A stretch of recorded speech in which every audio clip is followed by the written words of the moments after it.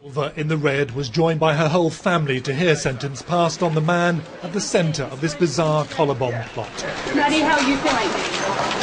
Just like you said, happy it's nearly all over. Paul Peters went to Madeleine's home in Sydney and tied what he said was a bomb to her neck using a chain. He left a ransom note.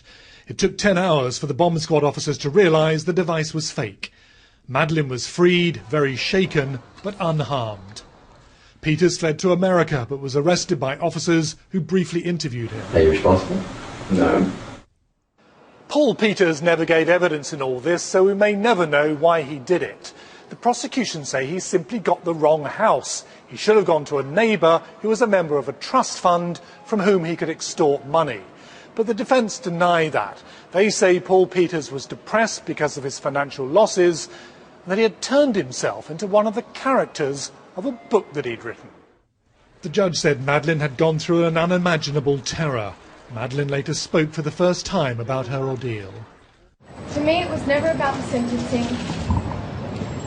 but to know that he will not reoffend, and to hear, it was good to hear the judge acknowledge the trauma he's put my family and me through.